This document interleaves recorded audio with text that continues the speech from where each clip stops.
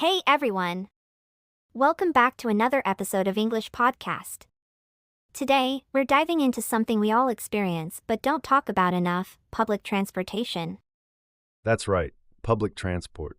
The buses, the trains, the subway. Love it or hate it, it's a part of everyday life for millions of people.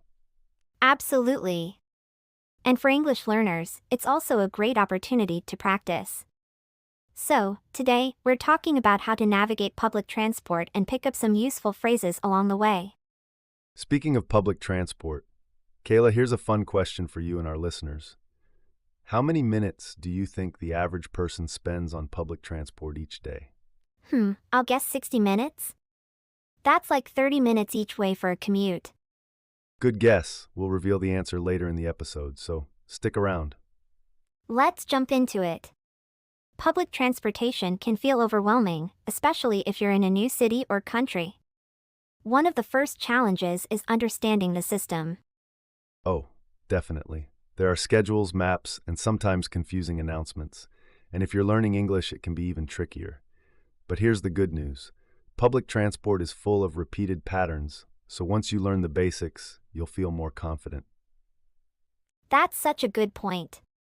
Let's start with some common phrases you might hear or need to use. For example, if you're lost, you can say, "Excuse me, how do I get to Central Park?" And people might respond with directions like, take the blue line and transfer at Central Station, or it's 2 stops from here. Listen for keywords like take, transfer, and stop. Yes. And if you're buying a ticket, you might hear or say, "How much is a one-way ticket?" or "Do you accept credit cards?" These phrases can really come in handy. Oh, and here's a pro tip. If the announcements are too fast or unclear, don't hesitate to ask someone nearby. Most people are happy to help. Just say, "Excuse me, what did the announcement say?" Love that. And it's also a great way to practice English in real-life situations. Speaking of real life, Alex, do you remember your first time using public transport in a new country? Oh yes, I was in Tokyo, and everything was in Japanese. I had to rely on colors, numbers, and some very kind locals to guide me. It was nerve-wracking, but also exciting. How about you? For me, it was London. I kept saying subway instead of underground and got a few funny looks. But I quickly learned to listen carefully to phrases like "mind the gap" and "this train terminates at." It's amazing how much you can pick up just by paying attention. Exactly. Listening is key.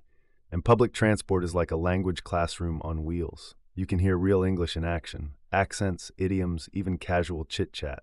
Totally. And let's not forget about signs. They're super useful for learning. Signs like exit, next train, or out of service are great vocabulary builders. Yes, always read the signs. And if you're not sure about something, don't be afraid to ask. Say, is this the right platform for Central Park? Or, does this bus go to Central Park? Great advice. Let's talk about etiquette now. Public transport has its own set of unwritten rules, doesn't it? Oh, definitely. For example, giving up your seat for someone who needs it more, like an elderly person or a pregnant woman, and keeping your voice low during phone calls. Yes, and always have your ticket or pass ready. No one likes the person holding up the line because they're digging through their bag. Another big one, stand on the right side of the escalator. The left side is for people in a hurry. Classic. It's little things like these that make the experience smoother for everyone.